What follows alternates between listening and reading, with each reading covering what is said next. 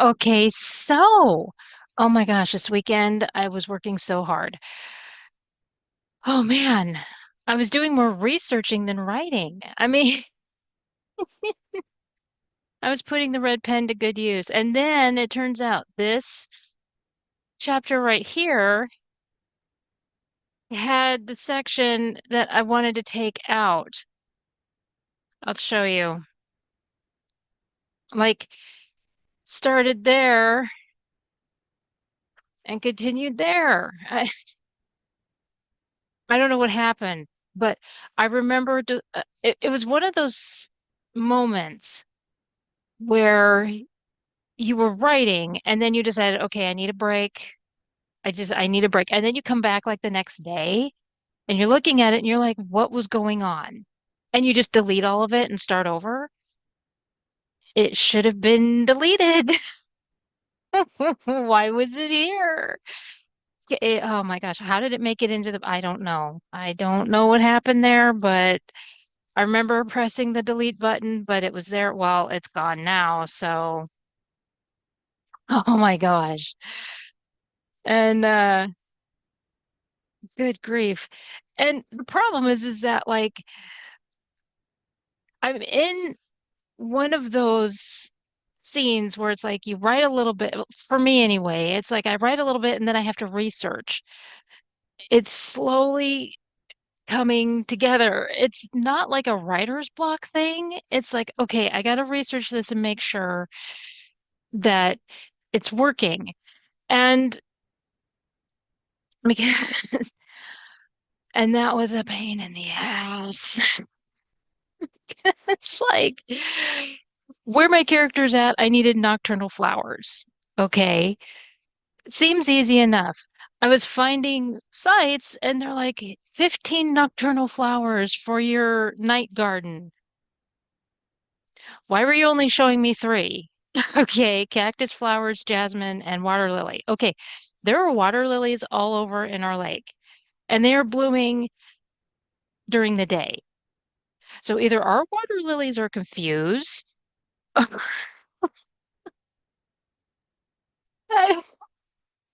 It wouldn't surprise me. I live here, I know. We're all confused. It's like a Alice in Wonderland complex, you know. We just need Sterling Holloway as the Cheshire Cat. I'm not all there myself. I- oh my heavens. But like you're saying 15 and you're only listing like the different species of cactus and jasmine. Look, we get it. Jasmine exists, okay? Every time I turn around, it's jasmine. I finally found something because I'm one of those people that likes to do something unique. And and then I decided to look up ancient hair care, which was more of a refresher than anything else. And it made me laugh actually because it's the shampoo company always has to put out these shampoos and hair care products, and they're like, look at our new thing. You're not doing anything new. No, it's honey infused whatever. It's the ancient Romans. I mean, honey was like a gift from the gods, so they would infuse everything with honey. So just stop. I think it was uh I think it was in China that they were doing rice water. I know it was somewhere in Asia because I was looking at a lot of different places. So, but, and then of course, there were a lot of oils. So like olive oil and all that, which it, it makes me laugh that when you hear that mayonnaise was a hair product and eggs are a hair product, and you're like, ew, no, I'm telling you, it'll make your hair shinier. You know, as much as I don't like Big Ed when he was using mayonnaise, yeah, it's oil. That's it's just the bottom line. Uh, but But then my brain decided to glitch. I found, and I basically decided to come online and do this because this is what happens.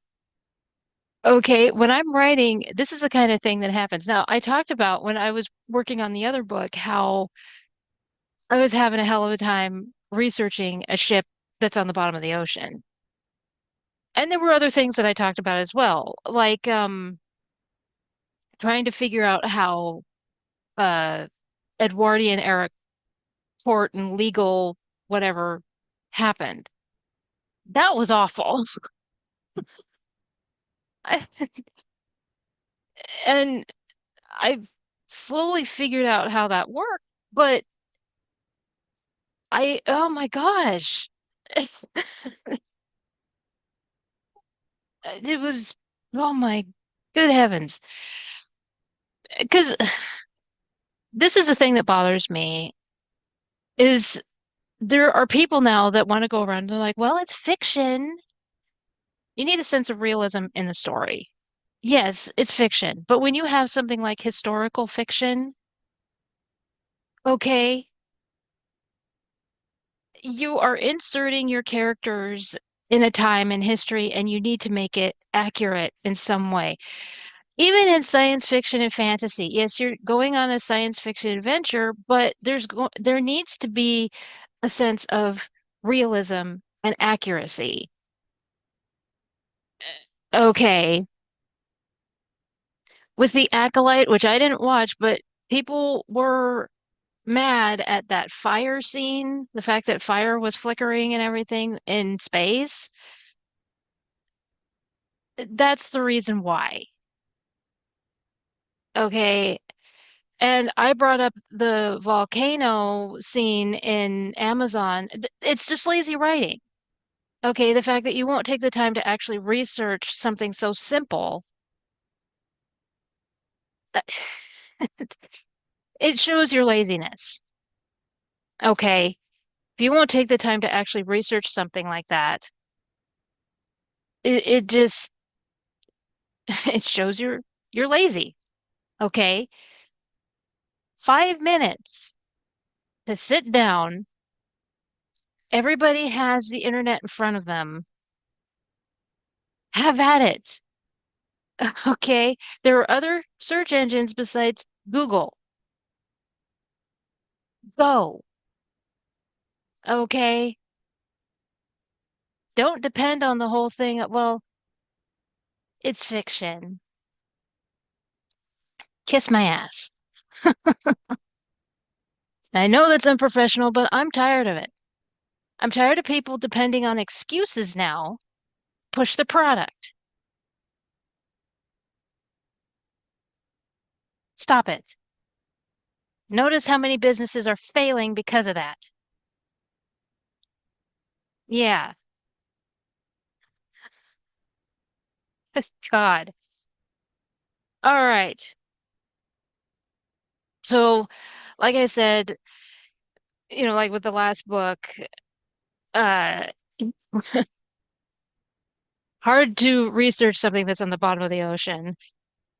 And I mean, like when it was actually being built and all that stuff. I mean, I could start watching the documentaries as to the rusticles and all that stuff, which I guess okay, I got this to say because apparently people were freaking out over the fact that part of the railing fell. They've been talking about the rusticles since the 90s. There are scientists that have been saying that at some point it's just going to be an orange blob at the bottom of the ocean. Don't be surprised over this. Don't be angry over something that we can't do anything about. But you're freaking out and angry at these scientists and be like, you've got to preserve it. No, here's the problem. You're demanding that people go down there and document all of this. You're demanding all of the documentaries and everything, and now you're mad. Okay, that's a you problem. Okay. Don't act shocked over something that has been documented since the 90s. They started talking about the rusticles in 94. I know because I watched those. for that last book. I was like, are you really, really doing this right? Yes, because human race. Oh my gosh. I can't stand it. Anyway, off the soapbox. I wasn't surprised because I I was prepared for it. You know, the fact that it makes me sad, but this is where we're at. It's at the bottom of the ocean. It's being eaten by microorganisms. The fact that you're shocked over this is kind of stupid. Okay. Anyway, but when it comes to when I'm writing, my my brain will do this kind of a thing where I will be researching and all of a sudden it'll be like, "Hey, here's something else you need to do." I'm like, "Brain, why do you need to do this to me?" But the thing is that a lot of times it'll be something that I know, but I will have a freak out moment because I've got all this other stuff that I'm working on.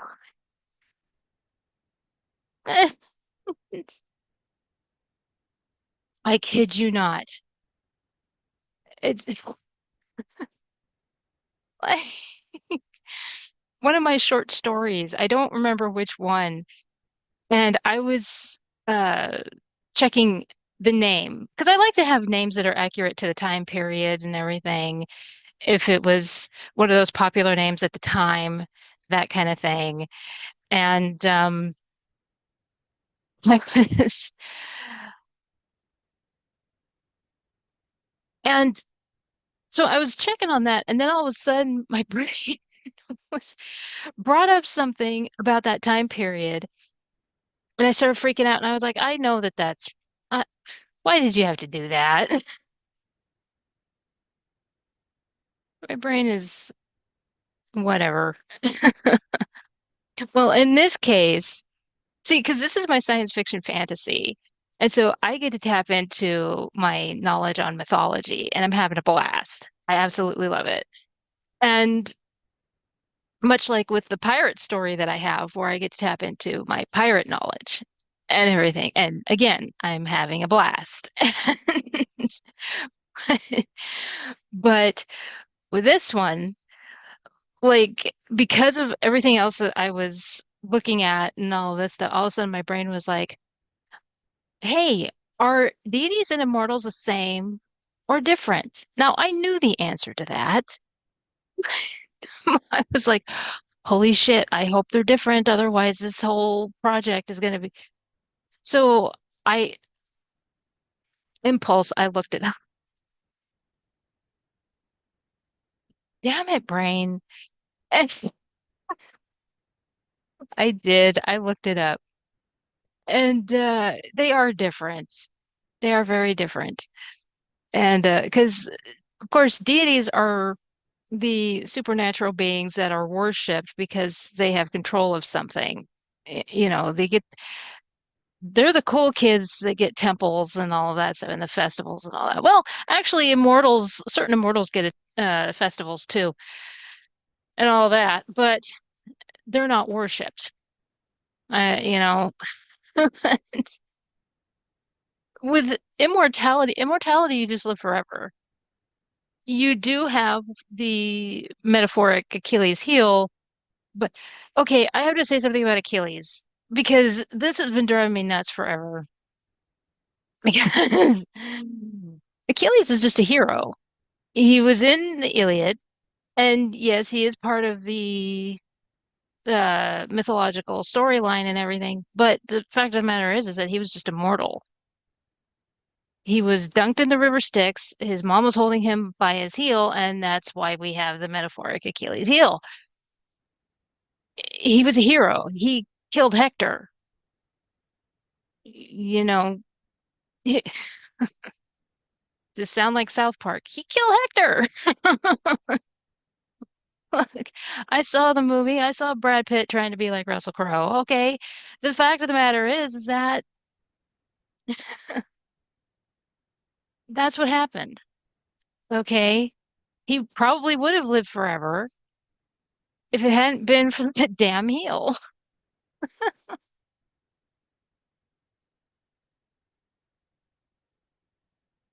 No, he was born just a hero, and then his mom was like, "No, he's gonna be special.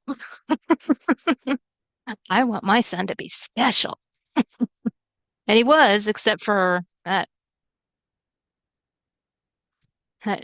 darn problem. And I have the movie, so I but but no, he was just immortal. He was not, unless you're talking about Theseus. Now, this is, and I don't, these are half bastards, okay? These are, I don't know what else to call them, to be honest. You got Theseus, who he is, who is his dad? Is this the one that's, who's your dad, kiddo? I can't remember if his dad is Poseidon or Zeus. I think his dad is Poseidon. Yeah, son of the god Poseidon. And he killed the Minotaur. Okay, and then you have Perseus. He was the one that killed um Medusa. And I mean, that's what they are. They're half bastards. I mean, we all know that Zeus couldn't keep it in his toga. Well, it's kind of the same thing with Poseidon. What a time to be alive, right? I mean, the women were going around and husbands would come back from war and they're like, "What happened?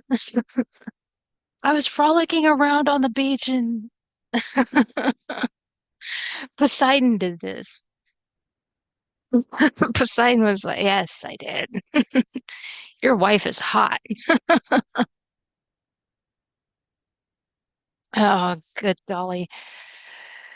I noticed their kids didn't turn out to be chosen ones. Why weren't they slaying monsters and all that?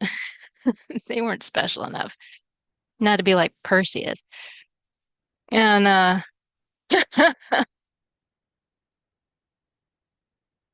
yeah, I've always thought Perseus was better. Like, I'm sorry, but I do have to say this because if you're going to compare, like, Theseus, you know how to take care of a bull and you know how to fight a man. So, you put the two together, whatever. You know, it's kind of like if you were going to go up against Anubis, man, jackal, you know how to fight that. But so as far as I'm concerned, look, I saw Time Bandits, all right. I saw that. All right. Not much of a fight, but with Perseus, how is he supposed to go up to against somebody and not turn to stone? See, that was the big old challenge right there. So as far as I'm concerned, Perseus was the better warrior on this one. Yeah. And fight me. I don't care. And Achilles, well, he should have covered his heel. It's like, you have this problem, cover it up. That's what a lot of people do.